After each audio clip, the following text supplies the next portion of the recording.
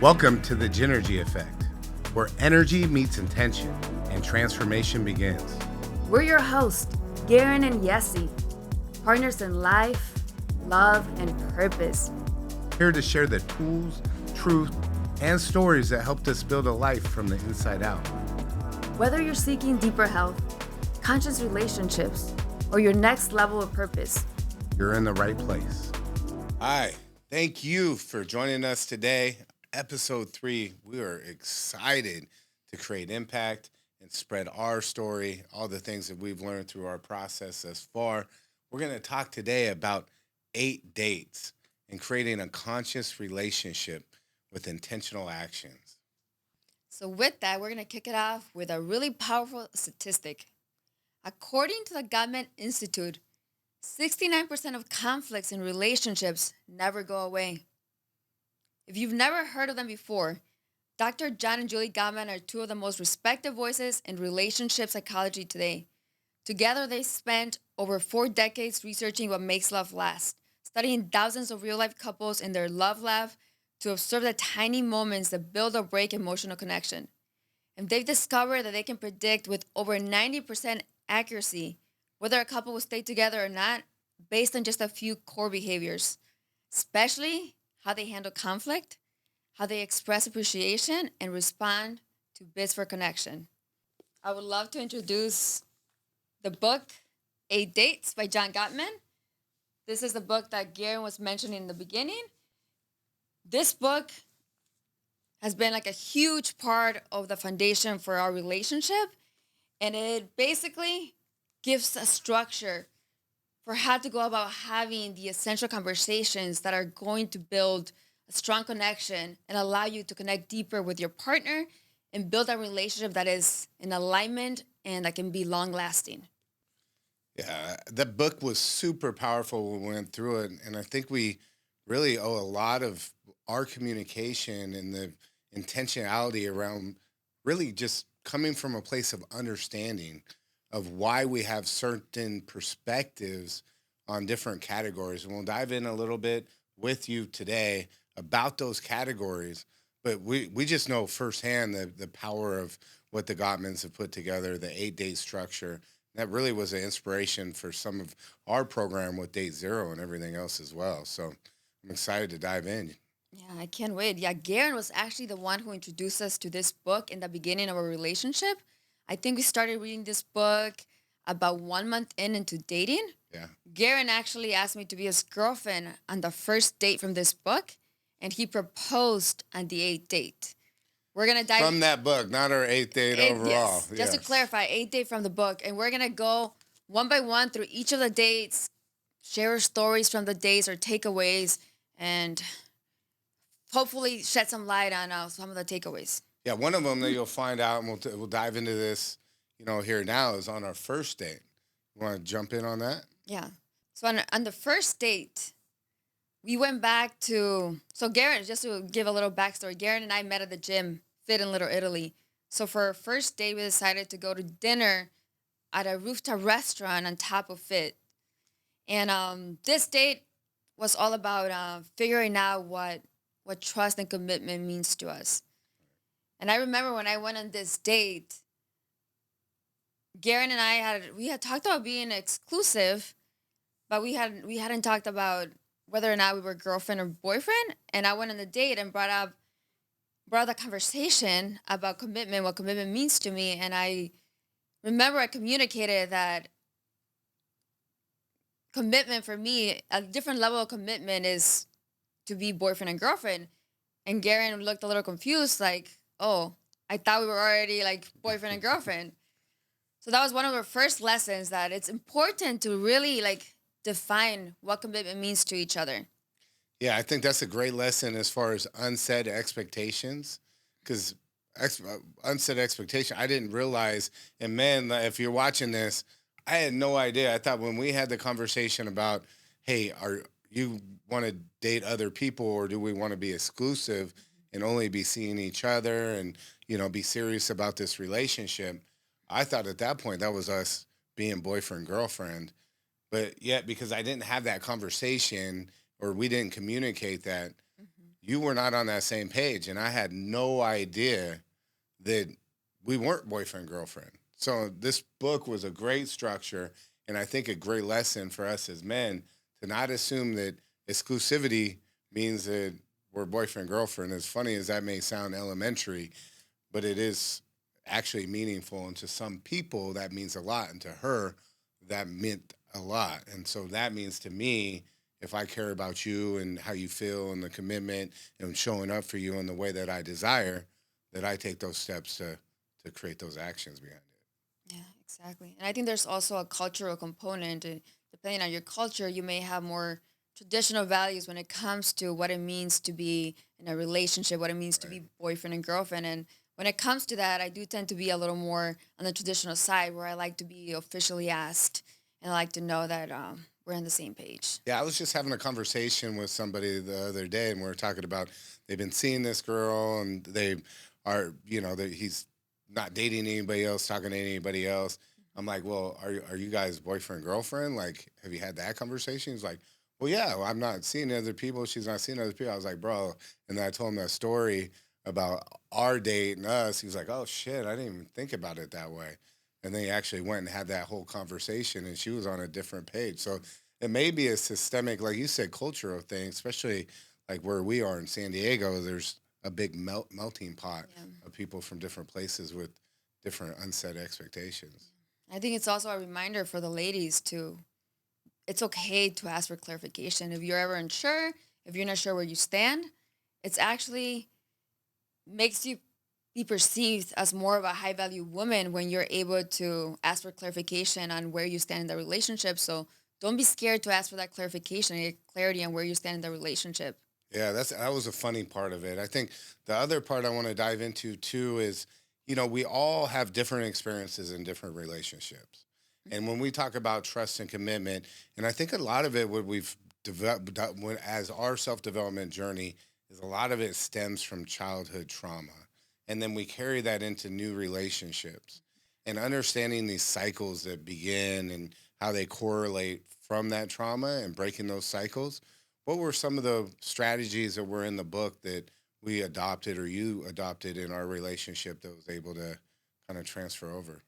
Well, I think it's Like, safe to say that date one was impactful through the structure of understanding what trust and commitment means and the importance of having those conversations around that, especially being from different cultures and everything else. So I yeah, think next we go to date two. yeah. So day two was all around conflict and conflict resolution, which brings us back to the statistic that I brought up in the beginning. 69% of conflict in a relationship never goes away. So what does that mean? It's we shouldn't expect to not have conflict in a relationship. Conflict is inevitable and it's actually a really normal part of any relationship, whether romantic or not. The point is not to avoid conflict or to expect that it won't come up. The point is to when it does come up, how do we handle it? Do we use conflict as an opportunity to understand our partners to bring us closer? Or are we seeing conflict as something that's just pulling us apart because it feels uncomfortable? So conflict really is an opportunity to embrace that discomfort, to really understand each other at a deeper level, to show up with empathy, and to really build a deeper emotional intimacy in that relationship. Yeah, what I really love too is it dives in deep as far as, different parts from our childhood and Mhm. what are some of the beliefs that we have around how we handle conflict and where do they stem from. Yeah. And what I found powerful is understanding you and your childhood, how you grew up, being the youngest of nine, and just some of those elements that those practices that has you go through. It allowed me to show up for you better. And when you react a certain way to something, it allowed me also to understand why you're reacting that way, which gave me more tools in the belt to be able to ensure that our relationship is moving in the direction that we both desire. And I would say without having that structure or putting those practices in play or coming from that lens of understanding and communication, a relationship wouldn't be able to be, thriving like it is now. I agree. I think that's a great point. I think you've done a great job at really prioritizing understanding my background and how I grew up. Growing up as a baby of nine, I grew up very independent. And I almost avoided conflict growing up. I avoided that discomfort. I didn't want to cause any trouble. So when I started being in romantic relationships, that pattern carried over where I have my attachment style is more avoidant in general. But when I feel safe in a relationship, I become more secure. I think you understanding that I have the tendency to be more avoidant because of how I was raised really helps to bridge the gap. And you made it, you're very intentional about showing up in a way that made me feel safe, safe to be vulnerable, safe to express myself without the fear of being judged. So I think that was really impactful to really understand where your partner's coming from so you can show up in a way that's going to make them feel secure in the relationship, regardless of their attachment style. Right. And I think a big part of that has to do with ego. It's one of those things where in any relationship, it's like, what is the result that I want or desire from it? And if the way that I need to communicate because of maybe I feel hurt or I'm responding in a certain way and it's not going to create the outcome I desire, and I know that, then why am I going to do that besides just from a selfish place, right? And so, it's really easy to come from that lens when I understand it, took the time, and then understanding also what my intent is and being very clear on those outcomes, I think is really important. But the beautiful thing is that we're so aligned in what we want out of life and the progression that we desire. So I'm just very grateful for all of that. I'm so grateful for that too. So the main takeaway from date two, all about conflict, is that conflict is an opportunity to connect at a deeper level and to understand each other more rather than to pull apart. Yeah. Instead of avoiding it, right? When Yeah. people are like, "Oh, we never fight." Well, you're not fighting because you're avoiding the conversations. And then the last thing that we want is something to boil over from resentment. I'm sure you've experienced that, and I know I've experienced that. And then it just escalates. And I don't think you want it to escalate in any relationship. I know I don't want it to escalate. Yeah. I'd rather get it out. Yeah. And this reminds me, Jillian Tureki, something that she always brings up is that peace is not the goal of a relationship. The goal of the relationship should be love and understanding. So people sometimes by avoiding the conflict are doing themselves a disservice to really to connect at a much deeper level.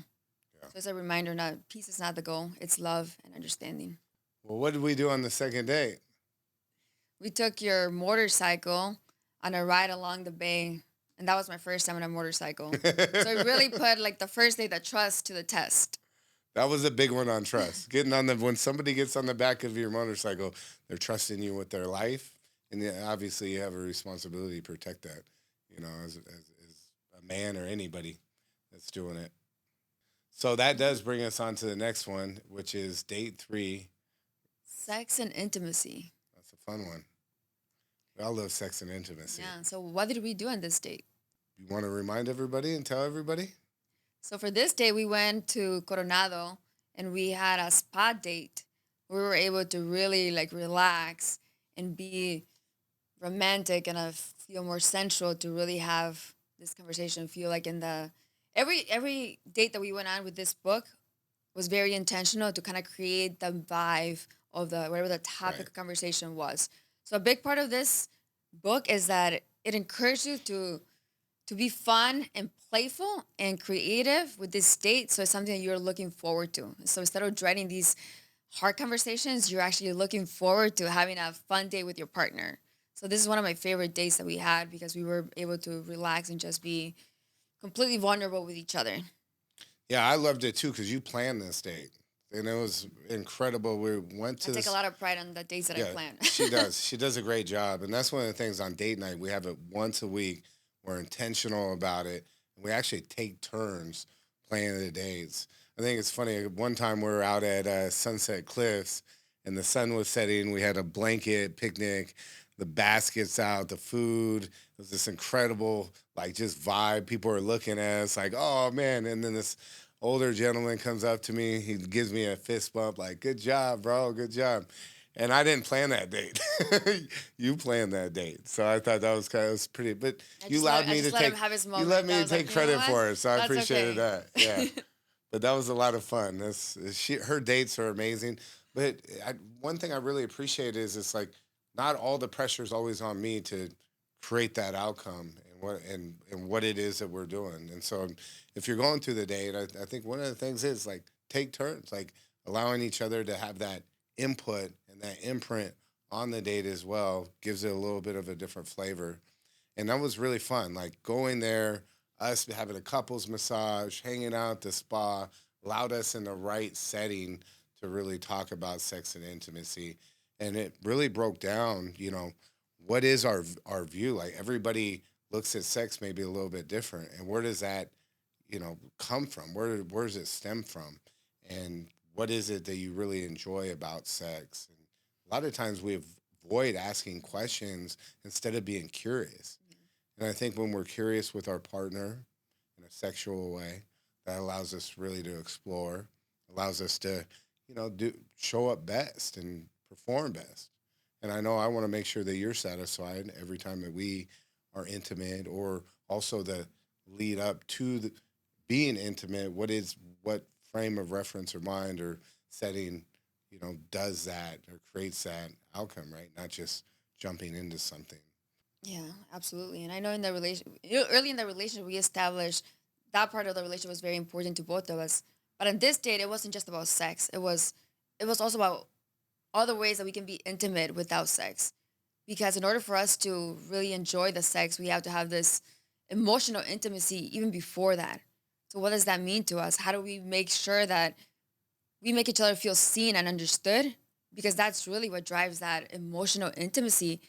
And if you have that established, that will make the sex so much better. So one of my favorite parts about it was defining that it wasn't just about like the, physical attraction, the passion, the sex, that it was about creating this emotional safety and connection. Yeah, I really loved it too, not just from a woman's standpoint, but from a man's standpoint, because it connects us so much. Like you almost can turn into one, in that way when you have that openness and you have that structure to provide that. So that was a really powerful date. Really, really grateful for that one. And you planning it and all of that stuff too. It just took a little bit of pressure off me, and it allowed us to really go enjoy it in a different way because I might have booked something a little bit different. So That's true. And with these dates, Garen and I took turns planning the dates. So he would plan a date, then I would plan a date for the next one. That way it wasn't so much pressure for each of us. And we were able to relax and enjoy each other's dates and really be intentional about like planning it and making sure the other person was having a good experience.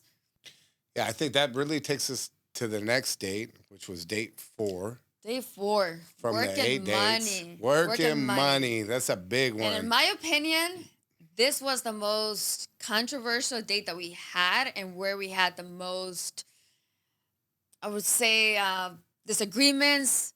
I want to say arguments, but it was more disagreements.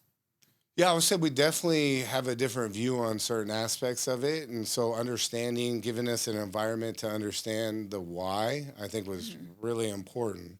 And then a catalyst that drove us Yeah. to be able to continue to grow that part of our Yeah. relationship. And I think one of the things, this wasn't just about money, so it was work and money and division of labor. For me Oh, personally, division of labor, yeah. one of the things Yeah. that when I say was controversial, not so much about the money, it was more so about like the work part, that division of labor, especially around the house. Especially around the house.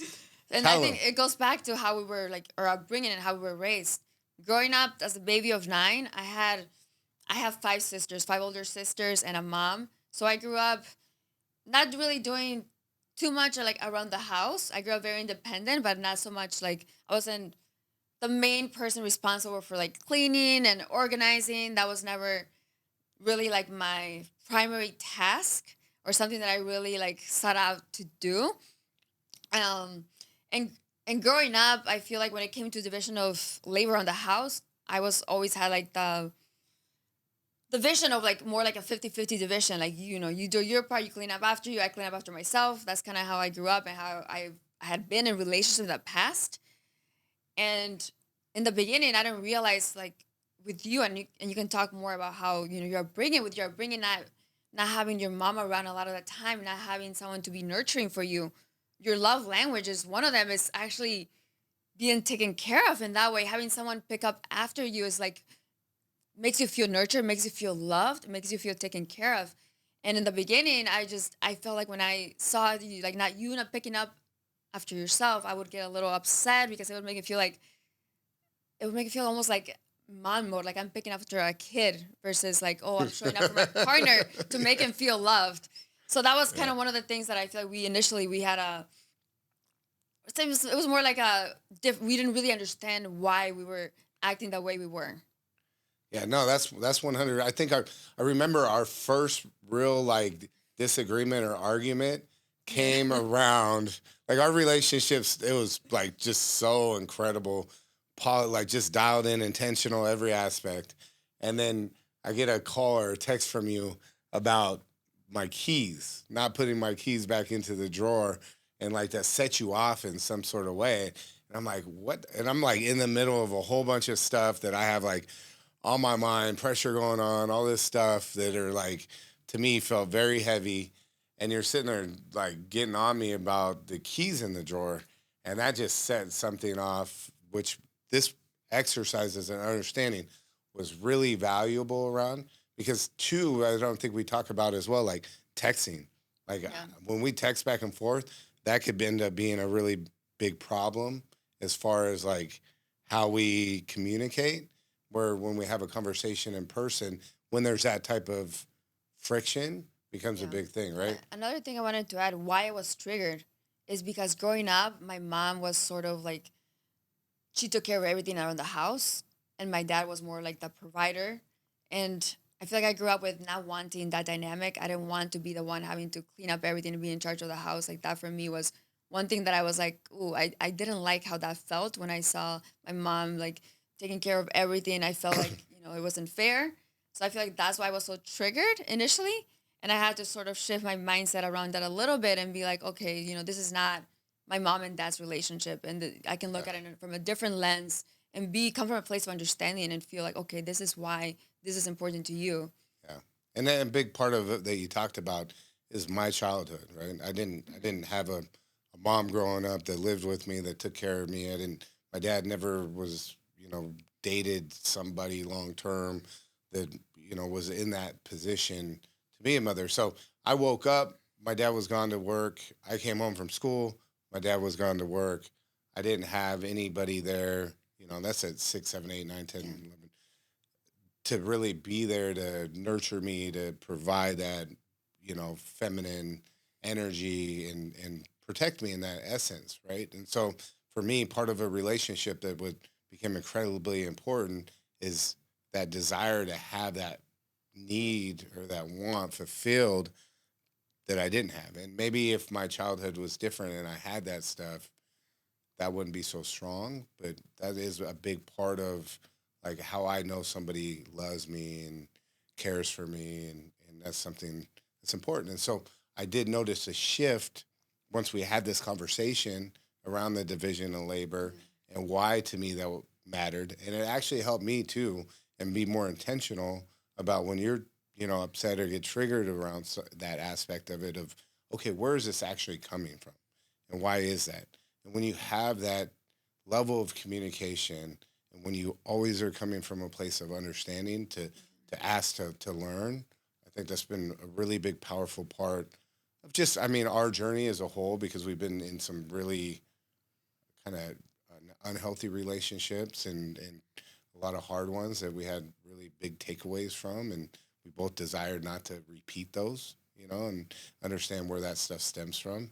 So I think, if you're feeling that way at all about any type of aspect, this book, Yeah. big on that. Yeah. So I think we can agree one key takeaway from the work and money chapter was that if your partner's not putting his keys away, it's not necessarily a deal breaker, but it is also an opportunity to understand why.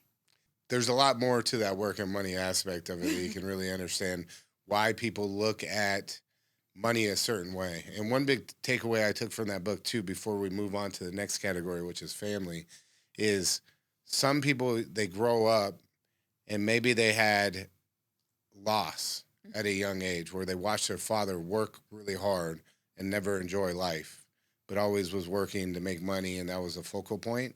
And then he passed away. Yeah. And that ends up being a big driver of people wanting to live in the moment and not be as big as savers.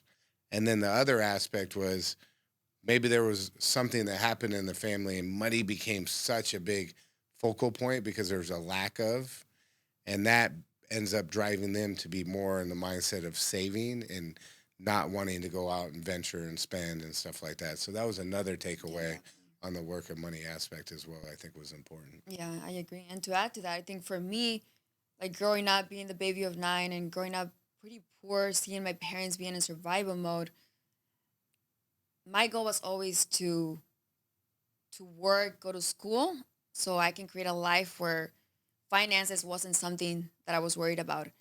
But with that also, didn't prioritize focusing on savings or the future. I kind of created a lifestyle where I didn't have to worry about that. Everything was just kind of like in flow mode. So I think that's one of the things that we've had to sort of shift our mind around as we're building a business, and maybe there's a little more uncertainty, which sometimes can be a little uncomfortable. Yeah. Just understanding why things are uncomfortable. Yeah. And for me, I grew up and my dad, he was relying on, he was a union steam fitter and relying on work. And there's these jobs he would go on and then he wouldn't have work for a while. And then there was this high and then a low, and then there was high and this low.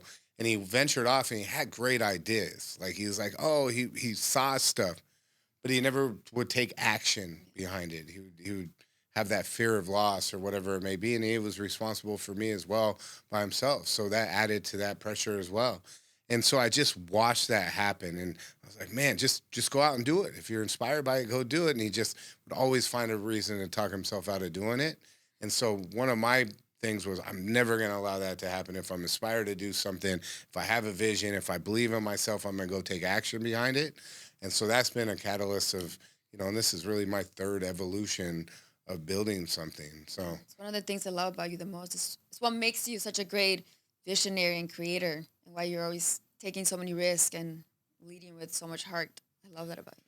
Which I appreciate that, and I'm grateful because it also adds a lot of stress, right? And then the stress not just on me, but also to you. So you being a partner in that and understanding, and us being on this pathway to impact people, that's a mission. So grateful for that. So Very grateful for that. Next one was family. Family, ooh. I love this day. This day was really fun. This was one of my favorite ones, and I also planned this one. You did. You planned the good ones. Yeah, so for this day, we went to Coronado. We went ice skating in Coronado. We did go ice skating in Coronado. So I purposely chose a setting where we would be around families and kids having fun and being playful, curious, joyful, to really talk about family. And I think this is one of the ones that was probably easier conversations for us. I feel as far as like family goes and our plans for family were very aligned. But it was also an opportunity to understand more of our families and our backgrounds, right, and like the structure of our families. So as far as having like kids, I think in that sense we're pretty aligned. We want 2 kids. 2 to 3. 2 to 3. 2 to 3. We already have the names. We already have that all figured out. And boys, girls. I mean, I'm happy with 2 girls, 3 girls, 2 boys, 1 boy, 1 girl, and a girl. I prefer like ideally a boy and a girl. But for me, my dream has always been a girl and then a boy. For me, I would be happy with any healthy definitely babies. want a little girl. Like that's important. But I'm just happy and healthy and strong, and like that is the most important. Yeah, but this day wasn't just about having babies. It was also about how do we actually want to raise our kids? What does family mean to us? How important is it in our lives? And for me, being the baby of 9, I grew up extremely close to my family. My parents are still together. I think in 2 years they're gonna be celebrating their 50th birthday. Wow. My grandparents, he's celebrating his 100th birthday today. He was with my grandma his entire life until she passed away. So I grew up with like family being like at the root of everything. That was like the heart of everything. And I love that about you. That's one thing that I'm so attracted to you about is just how much you prioritize family and how important family is to you, and that dynamic and your loyalty and all of that was something that was, a little bit different than I've experienced in the past. And that was really important to me. And unfortunately, a lot of my family has passed away that were, core. growing up. I have my brother and sister, but they both have different dads, and none of us really grew up together. I did have my sister come. I raised her for around a year, and when I was 19, I think, and me and her are really close, and that relationship is so important to me. And then my brother is, we never lived together. We've had kind of different journeys and dynamics, but I know he loves me and cares about me, and I love him, care about. I'm super proud of him. He went through a lot in his childhood, growing up and everything else, and he was able to bring himself back and raised. He has like 6 kids, and all of them. He's doing a great job, and Erica is his wife. But I didn't have a big family growing up. I was the opposite dynamic of that. And one of my favorite things to do was when my friends invited me over and they would all have dinner and they all had dinner together as a family. And I was a part of that. I just remember always telling my friends how incredibly special that was and how important. And to them, it was just normal, right? But for me, I ate a lot by myself, or sometimes it would be me and my dad, but we didn't have that dynamic. For me, also, you sharing that, it also made me realize sometimes I'm always been very grateful for my family. Some things that you just not take for granted, but you don't realize, right? Because it's always been there for you. Like, I'm very fortunate in the fact that that was not one thing that I had to like stress out about or worry about, regardless of our financial struggles, moving to a new country. Like the family aspect was always intact. That was one thing that was a constant in my life. And with you, with your background and not having had that stability in your family, I think at the end of the day, we sort of wanted the same thing for different reasons because you didn't have that growing up, something that you craved. And because I grew up as that being like the norm and like such a core part of my life, I would also want to continue like, having that as a core value of our future in our relationship. So I think we're very much in alignment of how we wanted to raise a family and how we want to keep that as one of our core values. Yeah. I learned a ton about both of us in that date. So grateful. The next date that we went on, Ooh, fun and adventure. fun and adventure. And we did these next 3 dates during when? So we decided to save the last 3 days from the book to our trip to Europe. So we went to Europe for a whole month last year in May. We took a trip to Italy and Greece for a whole month. Yeah, that was incredible. I've never been to Europe before, never been on a trip like that before. Yeah. That's how I was really grateful for you Yeah, it was prompting really us to special do to that. see Garin experience like traveling abroad for the first time. I was very grateful to have been there to see him experience that. That was my favorite part of this whole trip is seeing him light up and be a child and see his eyes like light up with wonder everywhere we went. It's really, really special. So fun and adventure. Where did we go on the fun and adventure date? What did we do? We went on a hot air balloon in Tuscany. Hot air balloon in Tuscany. Let's go. Yeah, that That was that was sick. incredible. How incredible. What was your favorite part about going on the hot air balloon in Tuscany? My favorite part about the hot air balloon was doing something that was new to both of us and for both of us to have that childlike wonder and curiosity as we're going through to experience this for the very first time. And for me, it was a reminder that no matter how stressful things may get, no matter what we have going on, to always remind ourselves to go back to being childlike, playful, and curious. Right. And really, how you stay connected to your partner, a big part of how you stay connected is to stay curious about the relationship and each other. So, this whole date, it was fun, but it was also about staying curious. Yeah. I, What was I your favorite part? well, I love that aspect of the childlike wonder. I always say the most successful people, the highest quality of life is when you have that childlike curiosity.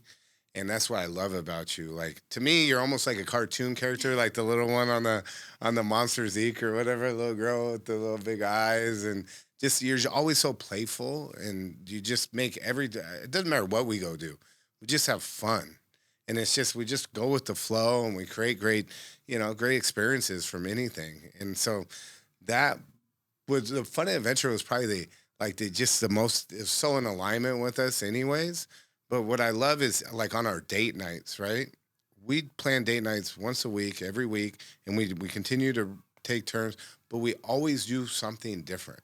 We don't do the same thing. We don't get in like this Yeah. just habitual routine of like, oh, we'll just go to the movie or oh, every time we're challenged ourselves to keep that curiosity, do something unique, do something we haven't done before. And I love that part of the adventurous, but everybody looks at what is adventure to them, what is playful for them, a little bit different. And that's what I appreciated about the Gottmans and the way they put this book together is they really just highlighted what those were Yeah, I and allowed completely us to have agree. those Yeah. In the conversations. book, it wasn't, even though it's 8 days, it wasn't just about these 8 days. The book really talks about the importance of continuing to date your partner. Yeah. That's a big part of the relationship. It's about staying curious about your partner. And I absolutely love our date nights because it allows us to try new things together and to be playful, to stay curious. Yeah, it's great. And that takes us to the next date, which I had a great time at, even though we had ants crawling all over us and everything. So But this day was the topic was growth and spirituality. and Where did we have this date? this was on my birthday On your birthday. in Athens, in Greece. And what did we do? We did a yoga and meditation session with a view of the Athens metropolis. Yeah, that was sick. That was so fun. Just seeing that type of culture and in the ruins from the history and everything else, but being right there and being spiritual and feeling that Yeah, so energy for there. this day, we woke up, no makeup, just woke up in the No morning. makeup. I No, didn't have no makeup on. no, Damn. you didn't have any. Garen didn't have any makeup on, neither Yeah, did that's I. We different. just woke up. Buenos is in the morning for a sunrise yoga and meditation session. So it was all about really focusing on spirituality and growth and what that means to us. What were Yeah. some of the key takeaways from this date? Well, one key takeaway is understanding what growth and spirituality means to each other, right? And it could really, if we don't have that conversation, it could mean a lot of different things. But one thing that we're very much aligned with is that we want to live a life with purpose. We desire that for Yeah. ourselves and for each other in the way that we show up in our interactions with people and that ripple effect that it creates. And I really was just grateful that we're able to do a date that had that type of meaning. We when we did a meditation, we meditated on what is our ideal life together. What does that look like in 10, 20, 50 years, when we're old and we have grandkids and we have families, and what is the core values and how are we communicating that and really identifying all of that stuff in our lives that is important, and like what is our value system. And that's a big proponent of like us understanding service is so important to both of us and implementing those aspects of it into our lives. What were some of the takeaways that you had from the day? Some of the main takeaways were around, even though in the beginning of the relationship we didn't talk about faith as much, but what does like spirituality really mean to us? And I think now we both agree that we want desire for faith to be a big part of our relationship. But in addition to that is also being spiritual, like incorporating practices of meditation, breath work, and prayer together. I love how recently we started praying before we have meals together. I think that's really, really important. And also how important is not just the spiritual side, but the growth part, the personal growth. When you're in a partnership, a lot of times, especially when we both have been in unhealthy relationships, it's easy to kind of let your personal growth slide. Right. You tend to lose yourself in that relationship where you just become like one piece instead of still having your individuality and your own personal growth. So this day was also about understanding what are our personal goals and how can we support each other. For me, for example, we're both high performers. We know that, and I think that's one reason why we understand each other so well. But I have to feel like I'm always striving for excellence and growing, especially when it comes to my health and fitness. That's one thing that I pride myself on. I'm like ultra disciplined. If I feel like I'm not making progress there, if I feel like I'm kind of losing myself. So I think for us to understand what areas of personal growth are important and how can we show up and support each other is so important. Yeah. That is key.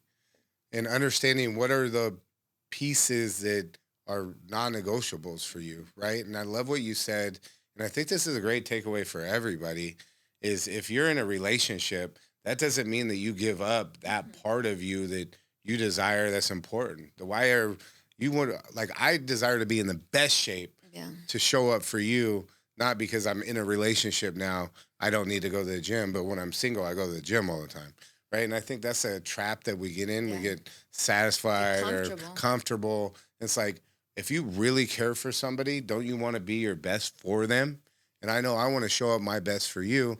And I feel that same thing for you. You're always wanting to show up your best for me.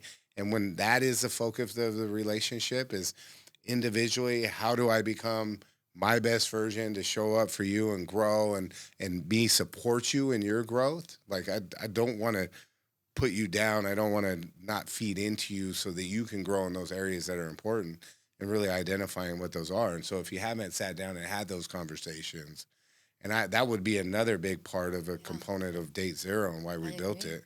And I think it's important to also differentiate between supporting your partner and actually like creating the space so they can thrive. So it's Right. easy to say I Oh support this man. goal of you, Yeah.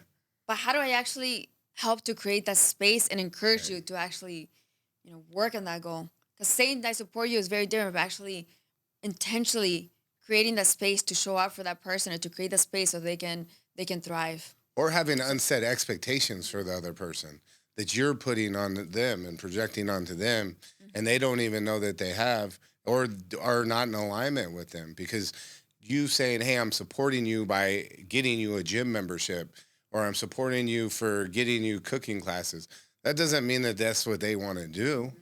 That may be what you want them to do, and that doesn't mean that they're going to show up. And but it really is understanding what are the parts that are important to each other, and then providing them, the space for that. I like that. It's really powerful. And our last date, the eighth date. This is a big one. Ooh, dreams. The topic of this one was dreams, lifelong dreams. Lifelong dreams. And there's a special surprise that happened I think you should at tell the the end of this story because date. you're the one who planned this one. Oh man. So this was one of the most important dates to me that I've ever had in my life, and really was the most impactful. And I still am so grateful because it just set my life and my heart on fire in such a great way. And that is our eighth date, which was, we were in Santorini in Greece on the last part of our trip. And I had something special that I had planned this whole time on this eighth date. And so Yesi had a photo shoot booked for us because she loves to get photos. If you haven't figured that I out, I love don't doing know. photo shoots when I She travel. It's one loves of my doing favorite photo things. shoots, which I support that. I could sit there and be like, oh, I don't want to get pictures done, but I've just embraced that. I know it's important to her. Now I actually enjoy it as well now because it captures the moment in such a beautiful way, and it allows you to go back and relive it. And so in the morning of the photo shoot, we're going to do it at the sunrise. And it was cloudy and raining, and I had this special plan. I'm like, oh man, like if it's cloudy and raining, I don't think that's the best because there's stress around that and everything else. So I call the photographer. I'm like, hey, can we move it to the sunset? And me and him had a conversation earlier because you booked a photographer. Yeah. I reached out to him. I said, I have a special plan. I have something big that I want to do on this date. So our last date is in Greece. Yes, he's not gonna have any idea. I'm gonna keep this as a complete surprise because eighth date, it's the ending. It has to have the exclamation point on it. And so we show up, we go to the photographer in the evening and in Santorini, and they got all those blue domes, and we're going through our photo shoot, but it's cloudy and it's not perfect. I'm like, man, let's go, God. Like, let's just get this. So I want this perfect situation to happen. I want everything as far as I know that, yes, he envisions this to be. I want that to be perfect. And so I see this kind of, the cloud over here is blue skies, and then those clouds are kind of going over. And so we're in a hurry to get to the spot. I don't know if you I remember remember this. wondering why are we driving so fast? We're in a hurry to get to the spot. It's a special spot. And so we climb up this area, we go up to the roof, and we're taking photos. Click, click, click. And then the photographer kind of gives me this look. Is right before the sunset, the clouds parted away. And it's just this, you have the clouds over here, and it's a magnificent sunset. It's like just scripted from a movie, basically. And he's like, yes, you go up there. I want to get some individual photos. And then when he did that, I had the ring hidden somewhere, and I went and grabbed this ring, and he asked her to turn around. When she turned around. I was down on one knee, and I asked you to marry me, and it was just the most incredible moment. And what'd you say?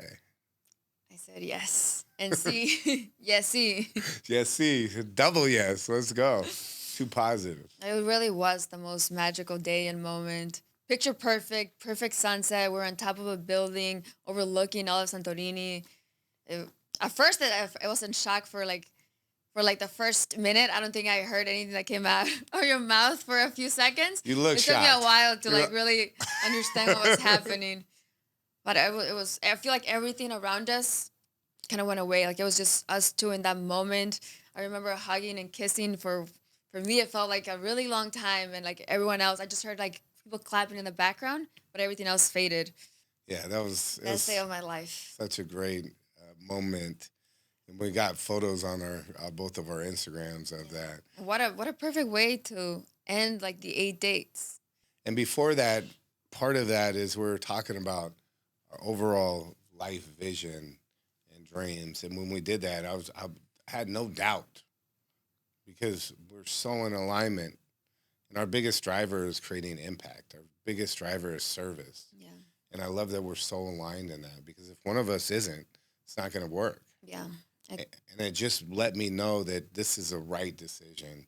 And we actually had another situation that happened that let me know it was the right decision too. We were on a Vespa. We were doing the Path of God's In hike. Amalfi Coast. Amalfi Yeah. Coast. I definitely remember this one. And it's all of a sudden it's like Zeus is pissed off and fucking shooting lightning bolts and it's pouring down. This experience. And so we're like, okay, let's head back. So we head back and we jump on the Vespa because we're on a Vespa. And I love motorcycles. I just love going fast. I love being in it. And we're going down and it's rainy, it's slippery, but we're going down and I'm cruising and we come up to this hairpin and I'm good. We're turning, but because of Vespa, it's not like a motorcycle. It has like this piece down below. It caught on this part and it kind of picked up the back tire and it caused us to pivot and slide out. And when we slid out, we both, slid. We're just blessed there wasn't a car coming. But we slid out and off the bike, and I could feel myself a little bit on Yesi, and I moved myself off, and I'm like, oh shit, are you okay? You okay? And she just kind of like a little bit in shock, kind of like same thing with the I remember proposal. I got up really fast, and I'm like, bounce up. Garen asked me if you're okay, and I was like, yes, right away, but I really didn't know if I was okay. Yeah. And then I looked down at my knee, and it's bleeding. There's like blood all over it, and I actually have a scar from it. I don't know if you can see that on camera, but Yeah. I have a permanent scar from that experience. Yeah. Now it kind of makes me smile because it was such a beautiful trip, and every time I see the scar, it reminds me of that experience. Yeah. But I do think maybe Garen was waiting for. He proposed to me like 2 days before the end of the trip. Maybe he was waiting for something to happen during the trip to confirm that he wanted to ask. Well, it was such the part of it was the way you responded to that. Because you could have been like, I already felt horrible that happened. But you just bounce back up. I'm like, hey, we got to get back on the bike. We got to go. And you just said, yeah, okay, let's do it. And even though you had a little bit of hesitation and there was obviously some fear around it, you did that. And then you weren't ever blaming me. You weren't ever like, oh, you did this to me. This is horrible. Why would you do that? And I was like, man, this is like, we just went through something. Her skin's perfect. She doesn't have anything. She has this, never broken a bone. I've broken like 30 of them and just had this traumatic experience. And she just bounced back. And she just was so in that moment. She didn't blame me. She wasn't, trying to use that against me or leverage that in any type of way. And I'm like, man, this is my person. This is the one. And it just reinforced that. So I was grateful that we went through that adversity. And sometimes you go through adversity and it lets you know more about your partner than all the good times. Yeah. And if you can get through that. Yeah, and despite going through that adversity, I feel like going through that experience actually brought us closer in the trip, knowing that, okay, we can go through adversity and come out stronger from it. Actually, now we kind of laugh about it, but during the trip, it was like a great bonding experience. And I remember when that happened, I was like, okay, I am a little scared, but if I don't get back in this Vespa, I probably never will. And I knew, things happen, right?